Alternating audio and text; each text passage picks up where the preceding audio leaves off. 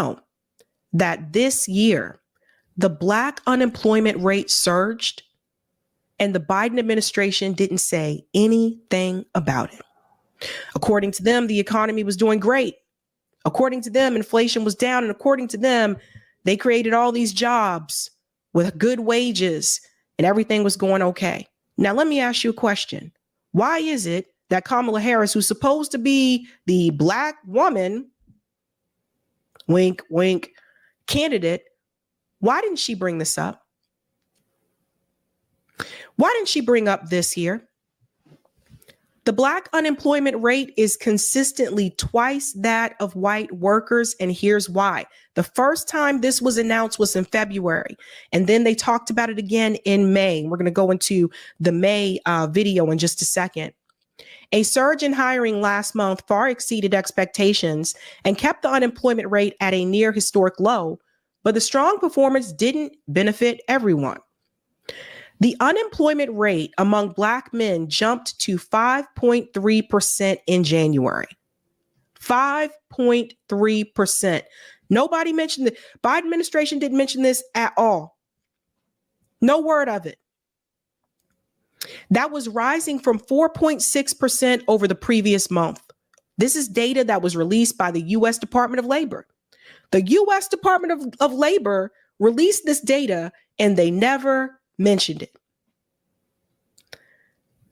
The divergent fates of Black and white workers last month exemplify a broader disparity in employment between two groups that stretches back more than 50 years.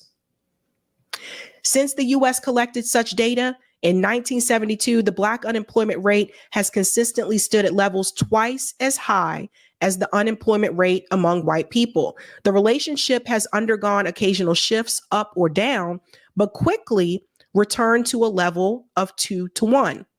There is no relationship in the labor market that is nearly this consistent and stable. That's coming from Valerie Wilson, who is the director of a program on race, ethnicity, and the economy. Employment equity is essential to racial and economic justice because work is essential. It's people's ability to provide for themselves and their families.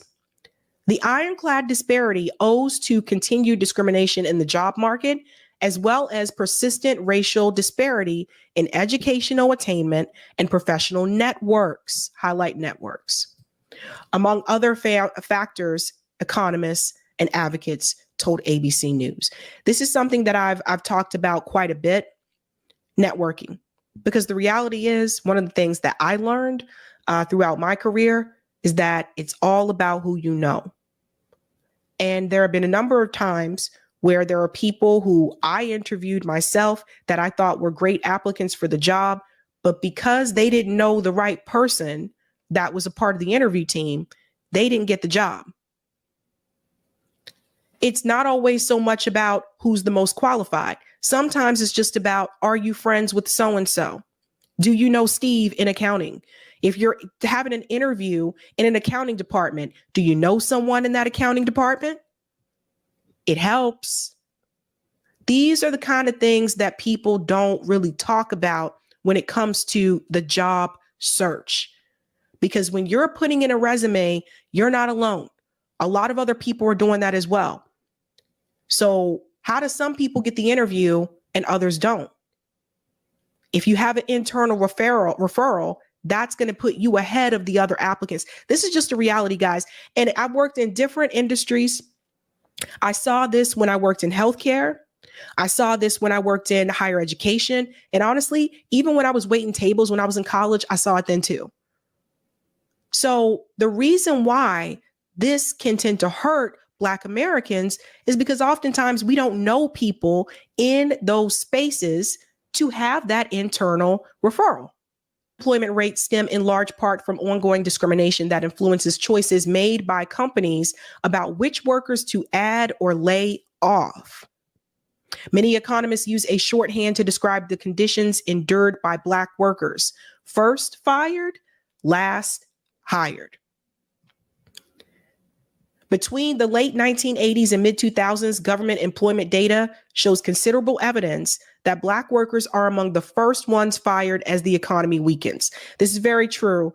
If you look on my channel and see the interview that I had with Professor Richard Wolff, he said this as well. Last hired, first fired. When the economy strengthens, meanwhile, Black workers often access jobs only after their white counterparts. These are things a lot of people don't want to talk about this, but it's true. We're usually not the first considered. As demand for workers grow and supply ebbs, employers turn to Black workers who they may have overlooked under different circumstances. So I want to take you to this clip here. This was in March. Unemployment rate among Black Americans jumped in the March job report. Now, when Joe Biden and Kamala Harris told you about the job report, they purposely left this information out. Let's get into it. The March jobs report stronger than expected, with the broader unemployment rate dropping to 3.8%. Diving deeper into the data, though, the jobless rate for Asians and Hispanics both fell sharply to 2.5% and 4.5% respectively. But for Blacks, the unemployment rate actually surged to 6.4%, and that is the